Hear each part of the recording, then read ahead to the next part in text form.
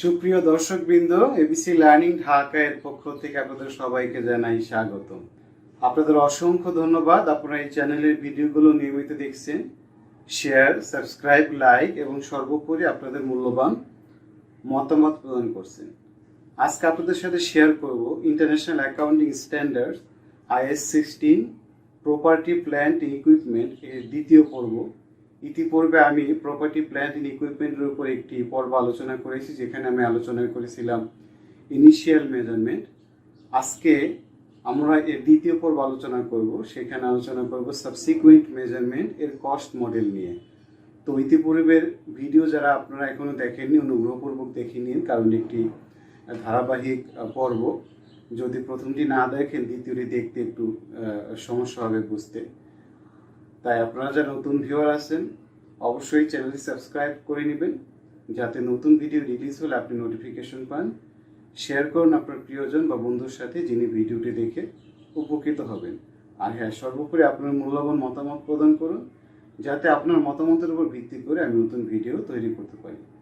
তাহলে চলুন শুরু করি আমাদের আজকের পর্ব, international accounting standard IS 16 property plant equipment এর দ্বিতীয় পর্ব, সাবসিকুয়েন্ট মেজারমেন্ট কস্ট মডেল।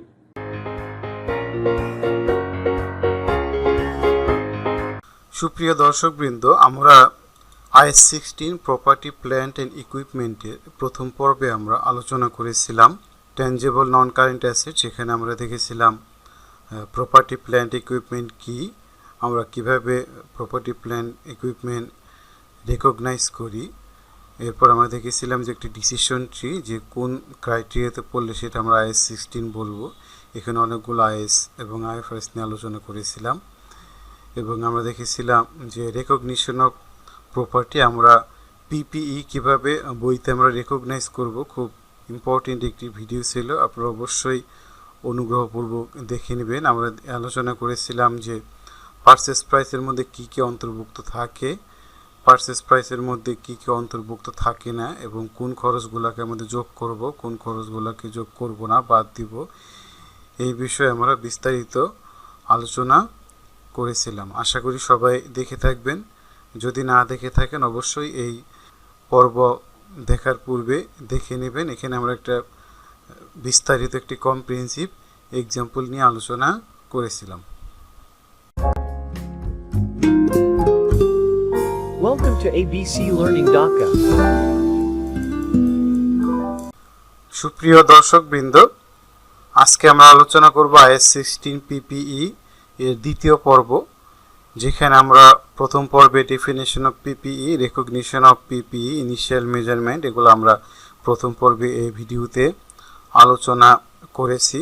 আজকে আমরা যেটা আলোচনা করব সেটি হলো প্রপার্টি প্ল্যান্ট অ্যান্ড ইকুইপমেন্ট অথবা ট্যাঞ্জেবল অ্যাসেট আমাদের সাবসিকুয়েন্টলি কীভাবে মেজার করা হয়, যেটাকে বলা হয় সাবসিকুয়েন্ট মেজারমেন্ট।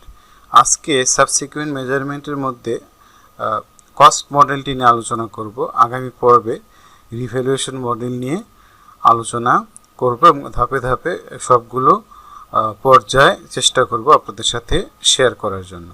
প্রথমেই জেনে নিই সাবসিকুয়েন্ট মেজারমেন্ট কি। সাবসিকুয়েন্ট মেজারমেন্ট হলো আমাদের ইনিশিয়ালি কোনো অ্যাসেট কেনার পরে বা রেকগনাইজ করার পরে পরবর্তীতে আমাদের অ্যাকাউন্টিং ট্রিটমেন্ট বা হিসাবের বইতে আমরা কীভাবে লিপিবদ্ধ করব, কোন পদ্ধতিতে লিপিবদ্ধ করব, কোন মূল্যে লিপিবদ্ধ করব, এই বিষয়গুলো যখন আমরা নির্ণয় করে থাকি সেটাকে বলা হয় subsequent measurement. IS 16 allows two method for PPE for subsequent measurement. দুইটা মেথড IS 16 অ্যালাউ করে, সেটা হলো একটা হলো কস্ট মডেল, যেটা আমরা বলি বেঞ্চমার্ক ট্রিটমেন্ট, আর একটা হলো রিভ্যালুয়েশন মডেল, যেটাকে বলা হয় অ্যালাউড অল্টারনেটিভ ট্রিটমেন্ট। এখন কস্ট মডেলটা কি? Under cost model we recognise asset at cost price and subsequently depreciation is charged on cost. অর্থাৎ যখনই আমরা অ্যাসেটটি ক্রয় করি, ওই সময়ে আমাদের হিস্টোরিক্যাল কস্ট যেটি, অর্থাৎ কত টাকা এটিকে কেনা হয়েছে, ওই প্রাইসে হিসেবের বইতে লিপিবদ্ধ করাকে বলা হয় কস্ট মডেল। এটি পৃথিবীর সব দেশেই, বাংলাদেশ সহ, এটি বিশেষ প্রচলিত একটি পদ্ধতি, সেই জন্য বলা হচ্ছে স্ট্যান্ডার্ড ট্রিটমেন্ট বা এটাকে বলা হয় বেঞ্চমার্ক ট্রিটমেন্ট। সাধারণত 90% ক্ষেত্রে আমরা কস্ট মডেলটি ব্যবহার করে থাকি। আমরা রিভ্যালুয়েশন মডেল বা অল্টারনেটিভ ট্রিটমেন্ট যেটি সেটি আমরা কোন কোন ক্ষেত্রে অ্যাপ্লাই করে থাকি সেই বিষয়গুলো আমরা যখন রিভ্যালুয়েশন মডেল আলোচনা করব সেখানে আমি বিস্তারিত দেখিয়ে থাকব। তাহলে আজকের ভিডিওতে আমরা শুধু দেখব যে কস্ট মডেল নিয়ে কীভাবে কাজ করা হয়, কীভাবে হিসাবের বইতে লিপিবদ্ধ করা হয়। তাহলে আমরা বইতে ভ্যালু অফ অ্যাসেট কীভাবে দেখাই, cost of PPE minus accumulated depreciation or depreciation যেটা আমরা বলি না কেন, অর্থাৎ কস্ট থেকে অ্যাকুমুলেটেড ডেপ্রিসিয়েশন বাদ দেওয়ার পরে যেটা হয় সেটাকে আমরা বলি ক্যারিং ভ্যালু অফ অ্যাসেট। তাহলে জার্নাল এন্ট্রি হতে পারে আমাদের depreciation expense debit, property plant and equipment or asset credit আমরা যদি ট্র্যাডিশনাল মেথড করি, এবং স্মলার কোম্পানি যেগুলো সাধারণত এই পদ্ধতিতে করে থাকে, অর্থাৎ ডেপ্রিসিয়েশন ডেবিট অ্যাসেটকে করি ক্রেডিট। আরেকটা মেথডে আমরা ডেপ্রিসিয়েশন চার্জ করে থাকি, সেটাকে বলা হয় রিজার্ভ মেথড বা প্রভিশন মেথড বা অ্যাকুমুলেটেড ডেপ্রিসিয়েশন মেথড। সেক্ষেত্রে আমরা সরাসরি অ্যাসেটকে না কমিয়ে অল্টারনেটিভ আমরা একটি প্রভিশন ক্রিয়েট করি, অ্যাসেটের মূল্যকে আমরা সবসময়ই সমান রাখি। সেক্ষেত্রে depreciation expense PPE debit, accumulated depreciation PPE credit, এটাকে বলা হয় মডার্ন মেথড, এবং বড় বড় কোম্পানিগুলা এই পদ্ধতি ব্যবহার করা হয়। এর কারণ হলো যে একটা পর্যায়ে পরে যখন অ্যাকুমুলেটেড ডেপ্রিসিয়েশন আমার কস্টের সমান হয়ে যায় তখনই আমরা এটাকে রিপ্লেসমেন্ট করার একটা ব্যবস্থা করে থাকি। আর আরেকটা জিনিস হলো যে কোনো সময়ই যে কোনো বছরে আমরা সহজে বুঝতে পারি যে এই অ্যাসেটটির কস্ট কত। আর যেটা আমরা ট্র্যাডিশনাল মেথডে আমরা কস্ট থেকে যেহেতু ডেপ্রিসিয়েশন বাদ দিয়ে দেয়, সেক্ষেত্রে অনেক সময় অরিজিনালি কত টাকায় ক্রয় করা হয়েছে সেটা বের করা একটু ডিফিকাল্ট হয়ে যায়। আমরা বের করতে পারি দুই মেথডেই। যাই হোক, আমি কস্ট মডেলের একটি এক্সাম্পল নিয়ে আপনাদের সাথে আলোচনা করব আজকে। Pubali limited bought machinery on 1st January 2021 টাকা 8,90,000 and incurred installation cost of টাকা 10,000. Company's expert estimates that the machine will last for 10 years and after that it can be sold at টাকা 20,000. অর্থাৎ 10 বছর এটি এস্টিমেট করা হয়েছে এবং 10 বছর পর এটি বিক্রি করা যাবে 20,000 টাকায়।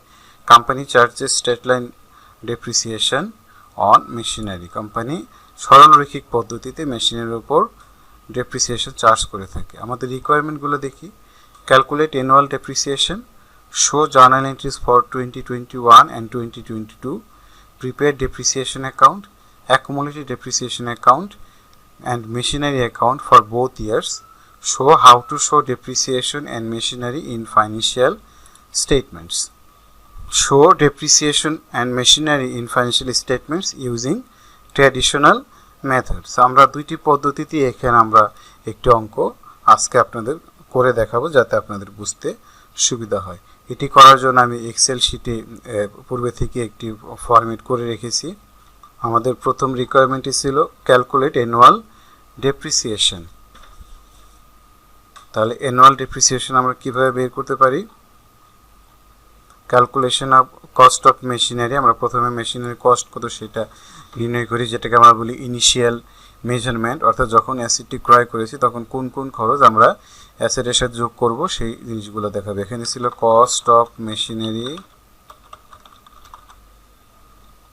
এটা ছিল আমাদের 8,90,000, এর সাথে ছিল আমাদের ইনস্টলেশন কস্ট ছিল আমাদের 10,000 টাকা। তাহলে আমরা জানি ইনস্টলেশন কস্টও মেশিনের সাথে যোগ হবে। ইনস্টলেশন কস্ট ছিল আমাদের 10,000 টাকা। তাহলে টোটাল আমার মেশিনের দাম হলো আমার 9 লক্ষ টাকা, যেটা আমরা মেশিনের মূল্য বের করলাম। এখন অ্যানুয়াল ডেপ্রিসিয়েশন যখন স্ট্রেট লাইন মেথডে বের করব, টোটাল কস্ট অফ মেশিনে আমার 9 লাখ টাকা। এরপরে সেলভেজ ভ্যালু যেটা আছে আমরা দেখিনি সেলভেজ ভ্যালু কত টাকা আছে, আমাদের 20,000 টাকা সেলভেজ ভ্যালু এখানে দেওয়া আছে। সেলভেজ ভ্যালু আমরা এখানে বসিয়ে দিই 20,000 টাকা, অর্থাৎ অবচিতি মূল্য যেটা আমরা বলে থাকি। তাহলে 20,000 টাকা যদি আমরা মাইনাস করি তাহলে ডেপ্রিসিয়েবল কস্ট আমাদের কস্ট থেকে সেলভেজ ভ্যালু বাদ দিলে 8,80,000 টাকা। এই 8,80,000 টাকা এস্টিমেটেড ইউজফুল লাইফ আমার ইয়ার্সে 10 ইয়ার্স। আমার যদি প্রতি বছরে স্ট্রেট লাইন মেথডে করি তাহলে depreciable cost divide by number of years, তাহলে আমার depreciable cost 8,80,000 divided by number of years 10, তাহলে প্রতি বছর আমার ডেপ্রিসিয়েশন হচ্ছে 88,000 টাকা। তাহলে আমাদের রিকোয়ারমেন্ট 1 যেটা ছিল, এ যেটা ছিল সেটা আমরা করে ফেললাম। এরপর requirement B, show journal entries for 2021 and 2022। তাহলে জার্নাল এন্ট্রিজ আমরা যদি করি তাহলে জার্নাল এন্ট্রিজ ফরম্যাট আমি এটি করে রেখেছি। In the books of Pubali limited journal entries 1 January 2021, আমাদের জার্নালটা হবে কেনার জন্য machinery debit, cash or bank credit. Machinery debit, cash or bank credit, আমরা লিখতে পারি পারচেসড মেশিনারি, ছিল আমাদের 8,90,000 টাকা। এরপর আমাদের ইনস্টলেশন কস্ট যেটি ছিল 10,000 টাকা, সেটার জন্য আমাদের একই জার্নাল হবে। আমরা এটাকে আমি কপি করে দিয়ে দিই, মেশিন ডেবিট আমার ক্যাশ অর ব্যাংক ক্রেডিট, সেটা হলো আমার ছিল 10,000 টাকা। এরপরে যখন আমরা বছরের শেষে ডেপ্রিসিয়েশন চার্জ করব, আমরা যদি মডার্ন মেথডে করি, প্রথমটি ছিল তাহলে depreciation expense debit, accumulated depreciation credit. Depreciation expense debit machinery আর অ্যাকুমুলেটেড ডেপ্রিসিয়েশন মেশিনারি ক্রেডিট। আমার কত টাকা ডেপ্রিসিয়েশন হয়েছিল একটু দেখে নিই। 88,000 টাকা আমার প্রতি বছরের ডেপ্রিসিয়েশন হয়েছিল। তাহলে 88,000 আমরা বসিয়ে দিলাম। আর ডেপ্রিসিয়েশনকে আমরা বছরের শেষে অপারেটিং এক্সপেন্স হিসেবে চার্জ করে দিই, তাহলে সেই ক্ষেত্রে আমরা জার্নালটা লিখতে পারি স্টেটমেন্ট, অথবা বলতে পারি profit and loss account debit, and depreciation পূর্বে ছিল ডেবিট, এখন হয়ে যাবে ডেপ্রিসিয়েশন এক্সপেন্স হয়ে যাবে আমার ক্রেডিট। আমি সংক্ষেপে লিখতেছি অনেক ক্ষেত্রেই 88,000 টাকা।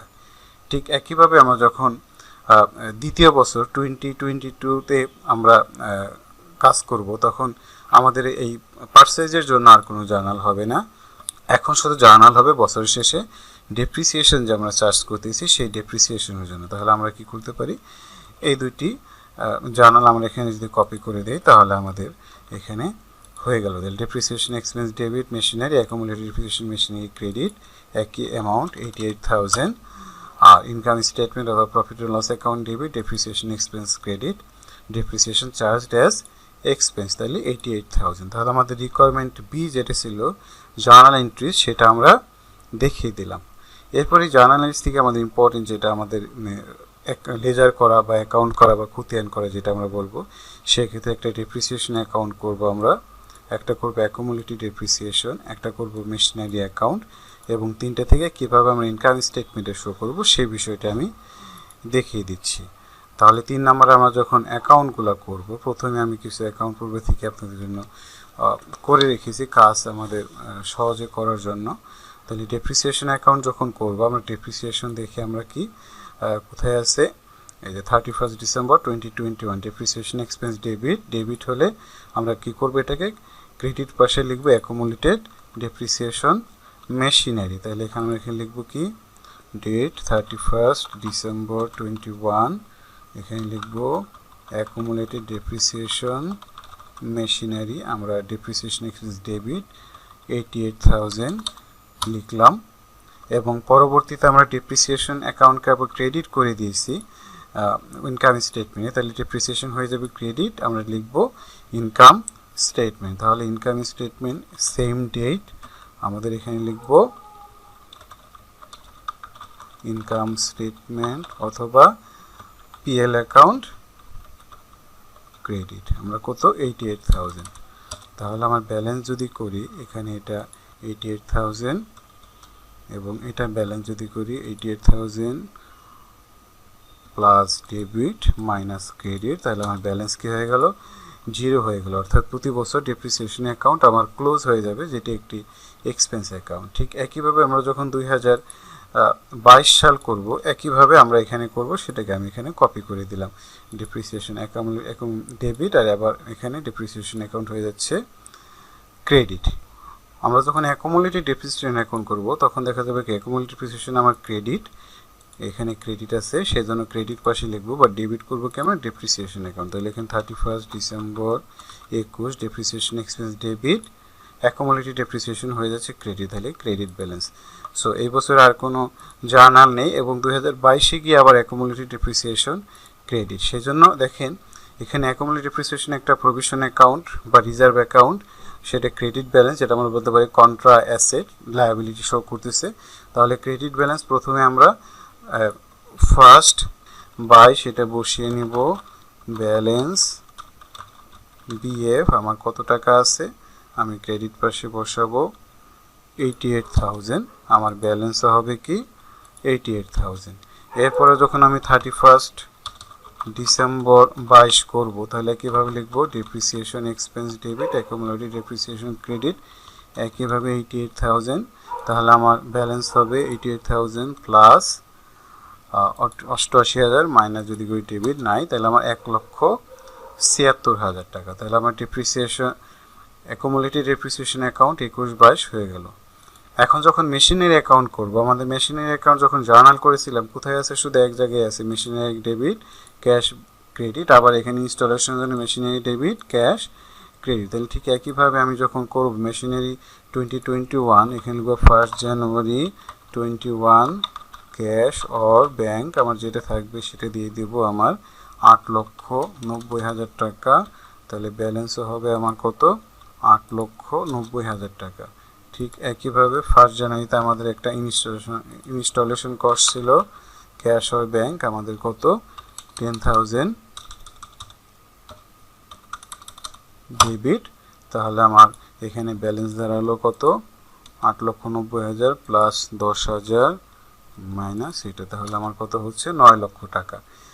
আমরা যখন 2022 সাল করব, 2022 সালে আমাদের কোনো নতুন মেশিনারি রিলেটেড কোনো জার্নাল নেই, ডেবিটও নাই ক্রেডিটও নাই, যেহেতু আমরা প্রফেশনাল মেথড বা অ্যাকুমুলেটেড ডেপ্রিসিয়েশন মেথডে করতেছি, তাইলে সেই জন্য 2022 সালে 1 জানুয়ারিতে আমার সেম ব্যালেন্স এটা আমরা এখানে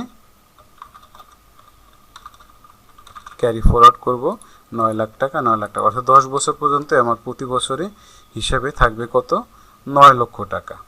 তৃতীয় বছর, চতুর্থ বছর, পঞ্চম বছর, এভাবে আমরা 9 লাখ টাকাই লিপিবদ্ধ করব। তাহলে আমাদের রিকোয়ারমেন্ট যেটি ছিল ডেপ্রিসিয়েশন আমরা মেশিনারি অ্যাকাউন্ট পর্যন্ত করলাম। এখন how to show depreciation and machinery in financial statement, show how to double হয়ে গেছে। যাই হোক, আমরা ফাইন্যান্সিয়াল স্টেটমেন্ট যখন করব, ফাইন্যান্সিয়াল স্টেটমেন্ট আমরা জানি একটা হলো ইনকাম স্টেটমেন্ট আর একটা হলো ব্যালেন্স শিট বা স্টেটমেন্ট অফ ফাইন্যান্সিয়াল পজিশন। তাহলে income statement or profit or loss account or comprehensive income statement, যেটা আমরা বলি for the year ended 31 December 2021। তাহলে আমরা প্রথমে এখানে লিখব ডেপ্রিসিয়েশন কারণে যাবে অপারেটিং এক্সপেন্স, অপারেটিং এক্সপেন্সের আন্ডারে আমরা লিখব হলো ডেপ্রিসিয়েশন এক্সপেন্স। অনেক সময় বানান একটু ভুল হতে পারে, আপনারা ক্ষমা সুন্দর চোখে দেখবেন। তাহলে ডেপ্রিসিয়েশন এক্সপেন্স আমার 88,000, আমি যখন টোটাল করব তাহলে এখানে আমার অন্যান্য আইটেম মিলে টোটালটা হয়ে যাবে। ঠিক একইভাবে আমি যখন 2022 সাল করব একই জিনিস লিখব, সেজন্য আমি এটাকে এখানে কপি করে দেই 88,000 টাকা। আমি যখন বছরের শেষে স্টেটমেন্ট অফ ফাইন্যান্সিয়াল পজিশন বা ব্যালেন্স শিট তৈরি করব, তাহলে অ্যাসেট পাশে নন কারেন্ট অ্যাসেট, নন কারেন্ট আন্ডারে আমি লিখব কি মেশিনারি, মেশিনারি লিখব এখানে 9 লক্ষ টাকা, লেস করব অ্যাকুমুলেটেড ডেপ্রিসিয়েশন আমার প্রথম বছরে 88,000 টাকা। তাহলে আমার মাইনাস করলে এখানে রেজাল্টটা হবে 9 লাখ মাইনাস 88,000, তাহলে 8,12,000 টাকা। ঠিক একইভাবে আমি যখন 2022 সালে করব, তাহলে নন কারেন্ট অ্যাসেট সেটা আমার সবগুলোই সেম থাকবে, আমি একটু কপি করে নিই এখান থেকে। তাহলে আমার মেশিনারি থাকবে 9 লাখ, অ্যাকুমুলেটেড ডেপ্রিসিয়েশন এটা চেঞ্জ হয়ে সেটা আমার হবে এখন কত, এখানে আমাদের আছে 1,76,000 টাকা। তাহলে আমার মাইনাস করলে আমার এখানে রেজাল্ট হচ্ছে 7,24,000 টাকা। তাহলে এভাবে আমরা কি করতে পারি, হিসাবের বইতে আমরা ট্রিটমেন্টগুলোকে দেখাতে পারি। এরপরে যে রিকোয়ারমেন্টটি ছিল আমার prepare depreciation account machinery account for both years show depreciation in machinery in financial statements using traditional method. তাহলে আমরা যখন ট্র্যাডিশনাল মেথডে আমরা জার্নালটা করব ডেপ্রিসিয়েশন ডেবিট মেশিনারি বা ইকুইপমেন্ট বা property plant and equipment credit, তাহলে করবো 31 ডিসেম্বর 21 ডেপ্রিসিয়েশন অ্যাকাউন্টে আমরা লিখব মেশিনারি, সেখানে আমরা লিখছিলাম অ্যাকুমুলেটেড ডেপ্রিসিয়েশন 88,000, আমাদের ব্যালেন্স এখানে কত 88,000। আমি যখন বছরের শেষে এটাকে ক্লোজ করে দেব তাহলে সেই ক্ষেত্রে আমরা লিখব ইনকাম স্টেটমেন্ট ক্রেডিট 88,000, তাহলে আমার ব্যালেন্স কি হয়ে যাবে প্লাস দিস মাইনাস ক্রেডিট, তাহলে আমার জিরো হয়ে যাবে। ঠিক একইভাবে আমি যখন 2022 সাল করব একই জিনিস, যেহেতু আমি এটাকে কপি করে দিলাম machinery depreciation expense debit machinery credit আর income statement debit depreciation credit. আমি যখন মেশিনারি অ্যাকাউন্ট করব একইভাবে লিখব আমি কি 1 জানুয়ারি 21, এখানে লিখব ক্যাশ অর ব্যাংক, আবার যেহেতু আরেকটা জার্নাল আছে আমাদের এখানে সেখানে লিখব ক্যাশ অর ব্যাংক, তাহলে এটা লিখব আমরা 8,90,000 টাকা আর এটা লিখব 10,000 টাকা। তাহলে আমার ব্যালেন্স যদি করি এটা 8,90,000 ব্যালেন্স এটা প্লাস 10,000 মাইনাস এটা, তাহলে 9 লক্ষ টাকা। এরপরে আমি যখন 31 ডিসেম্বরে আমি ডেপ্রিসিয়েশন চার্জ করব, তাহলে ডেপ্রিসিয়েশন ডেবিট মেশিনারি ক্রেডিট, তাহলে আমরা ডেপ্রিসিয়েশন এখানে ক্রেডিট করে দেব 88,000, তাহলে আমরা এটা যদি করি টান দিই তাহলে হবে আমার 8,12,000 টাকা। তাহলে যখন 2022 সাল করব 1 জানুয়ারি 22, তাহলে আমার ব্যালেন্স হবে ব্যালেন্স বিএফ বা বিডি যেটা বলি সেটা আমরা কত টাকা দেখাবো, এখানে সরাসরি ব্যালেন্সের ঘরে দেব 8,12,000 টাকা এবং 31 ডিসেম্বরে আমরা একই জার্নালটা দিব, এটাকে এখানে কপি করে দেই 88,000 টাকা। তাহলে আমার হচ্ছে কত 8,12,000 মাইনাস 88,000, তাহলে হচ্ছে 7,24,000 টাকা। এভাবে যখন প্রতি বছর আমরা করবো আস্তে আস্তে আবার তৃতীয় বছর 7,24,000 থেকে মাইনাস করবো 88,000 টাকা, গ্র্যাজুয়ালি কমতে থাকবে। কিন্তু আমরা যখন অ্যাকুমুলেটেড ডেপ্রিসিয়েশন করেছিলাম আমরা যদি দেখে থাকি তাহলে সব বছরই আমার অ্যাসেটের ভ্যালু বা মেশিনারি ভ্যালু 9 লক্ষ টাকাই থাকছে। এখন যখন আমি ইনকাম স্টেটমেন্ট দেখাবো, ইনকাম স্টেটমেন্টে কোনো চেঞ্জ নেই, আমরা আগে যেভাবে করেছিলাম সেভাবে আমরা ইনকাম স্টেটমেন্টে দেখাবো। সেটাকে আমি এখান থেকে যদি কপি করে দিই সেটাও করে দিতে পারি, অপারেটিং এক্সপেন্স নামে 88,000 টাকা, এটা আমি এখানে বসিয়ে দিলাম। ঠিক একইভাবে এখানেও বসিয়ে দিলাম operating expense as a depreciation expense 88,000 টাকা। আমি যখন স্টেটমেন্ট অফ ফাইন্যান্সিয়াল পজিশন করব একইভাবে নন কারেন্ট অ্যাসেট আমি লিখব মেশিনারি 9 লক্ষ টাকা, সেখান থেকে লেস করব ডেপ্রিসিয়েশন, অ্যাকুমুলেটেড ডেপ্রিসিয়েশন না ডেপ্রিসিয়েশন হবে, তাহলে হচ্ছে আমার 8,12,000 টাকা। আমি যখন দ্বিতীয় বছর করব 2022 সাল, সেক্ষেত্রে আমার নন কারেন্ট অ্যাসেট এখানে লিখব কি মেশিনারি 8,12,000 লেস করব ডেপ্রিসিয়েশন আমার 88,000, তাহলে এখানে লিখব কি লেস ডেপ্রিসিয়েশন 88,000, তাহলে 7,24,000। তাহলে আমার দুইটা পদ্ধতিতেই আমার 2022 সালের শেষে আমার ব্যালেন্স দেখা যাচ্ছে 7,24,000 টাকা, এখানেও দ্বিতীয় বছর শেষে 7,24,000। পার্থক্য হলো আমরা প্রতি বছর ডেপ্রিসিয়েশন মাইনাস করতেছি আর এখান থেকে অ্যাসেট থেকে অ্যাকুমুলেটেড ডেপ্রিসিয়েশন যেটা সেটা মাইনাস করতেছি। তাহলে আমাদের রিকোয়ারমেন্ট ডি যেটি সেটা আমাদের শেষ হলো। আগামী পর্বে আমি আপনাদের সাথে আলোচনা করব পার্ট 3 যেটি সেটি হবে রিভ্যালুয়েশন মডেল, যেটা আমরা সাবসিকুয়েন্ট মেজারমেন্টের দ্বিতীয় মডেলটি নিয়ে আলোচনা করব। তো আমাদের সাথেই থাকুন, আর ভিডিওটি কেমন লাগলো আপনি কমেন্ট করে জানাবেন, ভালো লাগলে অবশ্যই শেয়ার করবেন আপনার বন্ধুর সাথে, লাইক এবং সাবস্ক্রাইব করে নেবেন চ্যানেলটি যাতে আপনি নিয়মিত ভিডিও দেখতে পান। সবাই ভালো থাকুন, সুস্থ থাকুন, নিরাপদে থাকুন, সবাইকে অশেষ ধন্যবাদ।